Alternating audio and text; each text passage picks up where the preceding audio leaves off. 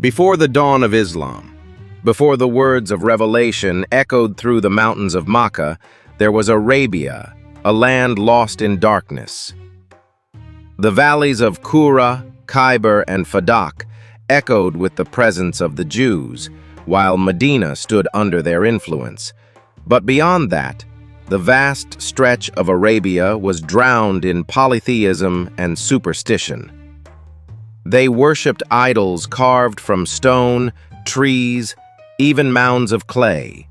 They believed in Allah, but only as the highest among many gods, and so they bowed to stars, jinns, and spirits, hoping to win His favor through them. They called angels the daughters of Allah and jinns His partners. Their shrines were many, their idols countless. Tribal wars erupted over petty disputes and lasted for generations. Blood was shed without guilt. Daughters were buried alive in cold sand. Wine, gambling, and obscenity were woven into their poetry and pride.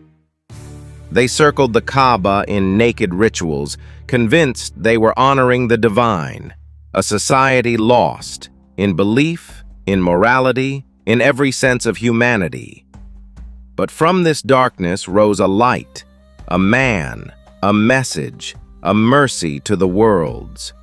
This is the Arabia from where it all began. Let us take a glance at Arabia, a land scorched by the sun, wrapped in endless deserts, yet destined to change the course of history forever.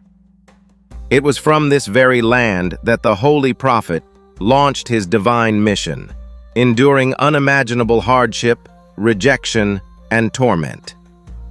At that time, a major part of Arabia, regions like the Valley of Qura, Khyber, and Fadak, was inhabited by the Jews. They held sway over key areas, including Medina. The rest of Arabia was submerged in the dark waters of polytheism.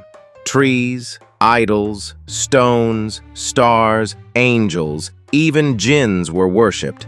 Yes, there was a faint idea of one supreme God, Allah, but He had been reduced to a distant figure, whom people thought could only be approached through smaller, man-made gods. They sacrificed animals before these deities, made vows in their names, and believed that by pleasing these lesser gods, they were somehow pleasing Allah. Angels were considered His daughters, jinns, close relatives. They even saw them as divine partners. If they stumbled upon a beautiful stone, they would begin worshipping it. And if there was nothing around, just a lump of clay and some goat milk, it was enough to create a new god. Idols were everywhere, countless in number. Stars were worshipped too, especially the sun and the moon. Jinns and spirits were revered, their legends woven into every household. Arabia was drowning in superstition. But the distortion was not only spiritual, their society was shattered. Tribal feuds flared up over petty disputes. Wars would rage for generations. Gambling and liquor were the norm. Their poetry, mostly drunken praise and vulgarity. They plundered, they killed in cold blood, they indulged in usury and fornication. They buried their own daughters alive. And around the holy Kaaba, God's house, men and women would parade naked, calling it devotion.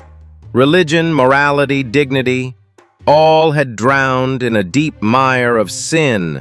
Arabia had touched rock bottom. And yet, from this very darkness, a light would rise. From this very land, a man would rise.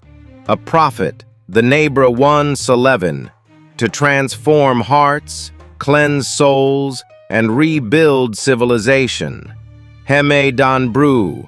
This was Arabia, before the dawn of Islam. Subscribe to the Sultanate for more timeless journeys into history, faith, and civilization. Don't forget to like, share, and comment below.